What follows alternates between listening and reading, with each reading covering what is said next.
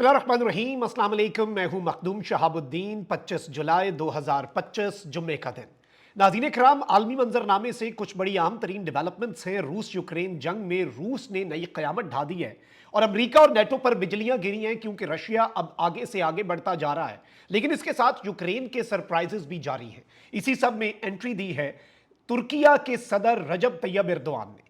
और क्या इस वक्त व्लादिमीर पुतिन और डोनाल्ड ट्रंप के दरमियान बराह रास्त आमने सामने बैठकर मुलाकात होने जा रही है?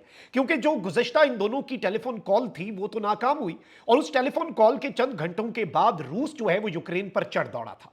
इसके साथ ही साथ नाजरीन कराम, थाईलैंड और कंबोडिया की जो जंग है वो भी फैल गई है और गैर मामूली खबरें हैं। और अब यूं लग रहा है कि थाईलैंड और कंबोडिया की जंग दर हकीकत अमेरिका और चीन की जंग है। इस सब में थाईलैंड ने मार्शल लॉ का निफाज भी किया है, उसे भी डिस्कस कर लेते हैं। और ये जो चाइना वर्सेस यूएस, क्या असल गेम ये है? ये जो सूरत हाल है इसे समझना भी बहुत जरूरी है। लेकिन उससे पहले ईरान इसराइल के हवाले से भी एक बड़ी अपडेट है। अल जजीरा जो है नाज़रीन कराम, उसने एक स्टोरी की है अब से कुछ घंटे पहले। और आपको मालूम है कि अल जजीरा इस पूरे कॉन्फ्लिक्ट में एक बड़े न्यूट्रल अंदाज में रिपोर्टिंग करता है। अनलाइक द वेस्टर्न मीडिया, अल जजीरा जो है वो बिल्कुल सेंटर में रहकर रिपोर्टिंग करना चाहता है, और इसीलिए अल जजीरा जो है वो इजराइल को ज़्यादा पसंद भी नहीं है। लेकिन अब अल जजीरा ने ये एनालिसिस दिया है कि could Israel be planning a second war on Iran?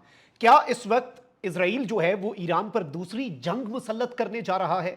Analysts warn Israel seeks pretext for new conflicts with Iran amid speculation over covert operations. यानी एक तरफ तो ईरान के अंदर इसराइल कोवर्ट यानी खुफिया ऑपरेशंस कर रहा है, ईरान के अंदर अभी भी सैबोटाज ऑपरेशंस जारी हैं, लेकिन इसराइल को प्रीटेक्स्ट चाहिए। प्रीटेक्स्ट का मतलब क्या है? प्रीटेक्स्ट का मतलब है जवाज, जिसे बुनियाद बनाकर दोबारा से हमला किया जा सके। और इस सब के अंदर अब नाज़रीन कराम, ये जो सूरत हाल है ये भी खतरनाक है। तो हमें मिडिल ईस्ट के ऊपर भी अपनी नजर रखनी होगी, और मिडिल ईस्ट में होने वाली जो डेवलपमेंट्स हैं उन्हें भी हम किसी तरह से इग्नोर नहीं कर सकते। इस चीज को हमें अपने जहन में बिठाना होगा। इसके साथ ही साथ आगे बढ़ते हैं नाज़रीन कराम, रूस यूक्रेन जंग के हवाले से कुछ डेवलपमेंट्स हैं। एक जानिब तो सूरत हाल यह है कि रूस ने यूक्रेन के ऊपर अपने हमले बढ़ा दिए हुए हैं, और रशिया जो है वो इस वक्त टफ टाइम दे रहा है यूक्रेन को। लेकिन वहीं दूसरी जानिब यूक्रेन भी टफ टाइम दे रहा है। अच्छा, अब रशिया का एक शहर है सोची, इसे समर कैपिटल भी कहते हैं रशिया का। मैं मॉस्को गया हुआ हूं, सेंट पीटर्सबर्ग, और एक कॉन्फ्रेंस के लिए मैं सोची भी गया हुआ हूं, बल्कि 2 मरतबा मैं रशिया के इस शहर गया हूं। और ये व्लादिमीर पुतिन का बड़ा फेवरेट शहर है। इसी शहर में बैठकर व्लादिमीर पुतिन ने टेलीफोनिक गुफ्तगू कुछ पिछले दिनों की थी डोनाल्ड ट्रंप के साथ। और ये जो शहर है, यहां पे कॉन्फ्रेंसेस भी होती हैं, फॉरेन डिग्नेटरीज भी आते हैं।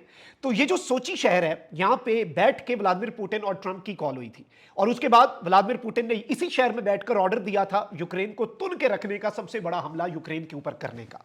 अब जरा सुने खबर क्या है। यूनाइटेड 24 मीडिया क्या रिपोर्ट कर रहा है कि Russian ultra modern S-400s fail to stop Ukrainian drone strike on Sochi oil depot.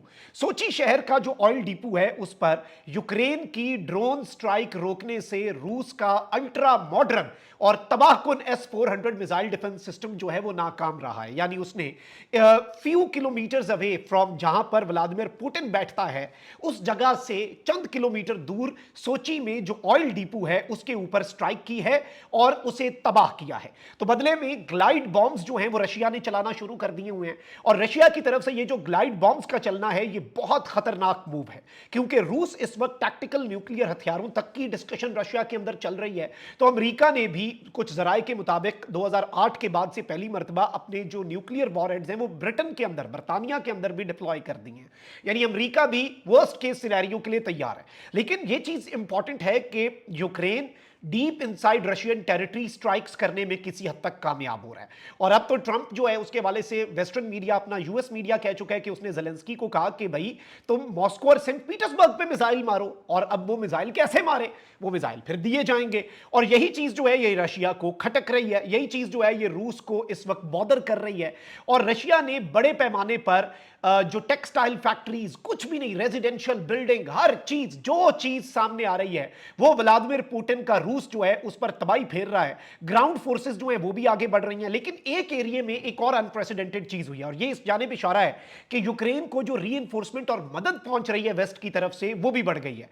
हुआ यह है कि रशिया ने बहुत सी एरियाज के ऊपर, बहुत सी टेरिटरीज के ऊपर अपना क्लेम लिया। रशिया ने बहुत सी टेरिटरीज के ऊपर कब्जा कर लिया। अब नाज़रीन इकराम ये कहा जा रहा है कि उन्हीं टेरिटरीज में से ये चीज समझिएगा कि उन्हीं टेरिटरीज जो है में से एक टेरिटरी को वापस यूक्रेन ने रीगेन कर लिया है अपना एक्सेस, यानी कि अब उस टेरिटरी पे दोबारा से यूक्रेन आ चुका है।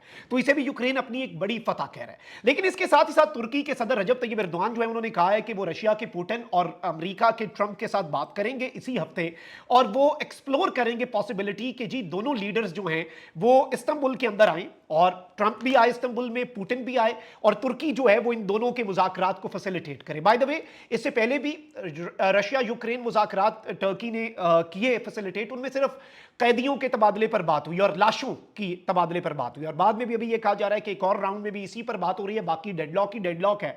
तो इस सब के अंदर ट्रंप और पुतिन की अगर मुलाकात हो जाती है तो टर्की एक बहुत बड़ा इंटरनेशनल कॉन्फ्लिक्ट जो है वो अवॉइड करवाने में कामयाब हो सकता है। But Donald Trump is unpredictable and so is Vladimir Putin. Trump अगर अनप्रेडिक्टेबल है तो व्लादिमीर पुतिन भी अनप्रेडिक्टेबल है, ये चीज आप जेहन में रखिएगा।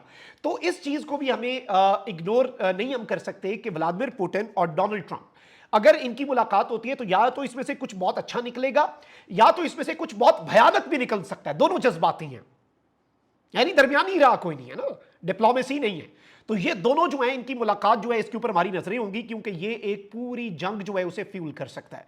अच्छा, इसके साथ ही साथ नाज़रीन इकराम मैं आपको ये बताऊं कि थाईलैंड और कंबोडिया की जंग पर आ जाते हैं। जंगें ही इतनी है कि हमें एक ब्लॉग में मेरी कोशिश ये है कि आपको सारा इंटरनेशनल मंजरनामा जो है वो रख दूं। इंडिया ने भी फॉल्स फ्लैग कर दिया, उस पर पिछला ब्लॉग है वो जरूर देखिएगा।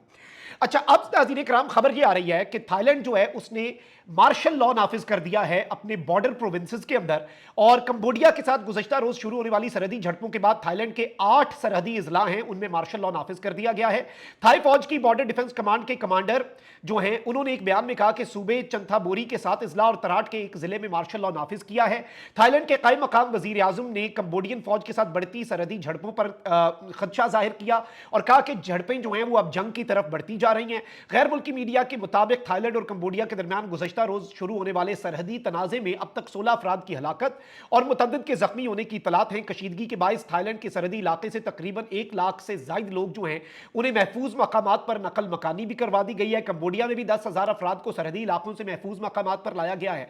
लेकिन एक चीज याद रखिएगा कि थाईलैंड जो है उसके पास अमेरिका के F-16 स्ट्राइकर्स हैं और डीप मिलिट्री टाइज हैं यूएस के साथ। तो कंबोडिया जो है वो इस वक्त इन्हिसार कर रहा है चीन के ऊपर, और चाइना जो है वो कंबोडिया के ट्रूप्स को भी अपग्रेड कर रहा है और अपने बेसिस को बेसिकली कंबोडिया जो है वो बीजिंग के सपोर्ट से ही अपग्रेड कर रहा है।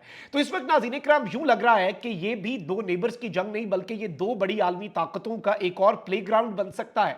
और इंटरेस्टिंगली कंबोडिया के पास कोई फाइटर जेट नहीं है, लेकिन थाईलैंड जो है वो अभी भी रिलक्टेंट है डीप इनसाइड कंबोडियन टेरिटरी अपने F-16 घुसाने पर। वो सरहदी इलाकों पर तो अमेरिका ने ग्रीन सिग्नल दे दिया कि F-16 से बमबारी कर लो आप, लेकिन ये भी सवाल है कि क्या कंबोडिया चाइना की मदद से कोई बड़ा सरप्राइज कर सकता है?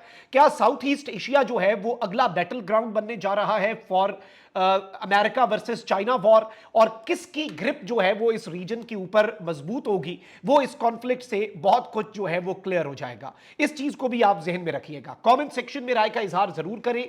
अपना बहुत ख्याल रखें। अल्लाह निगहबान। पाकिस्तान जिंदाबाद।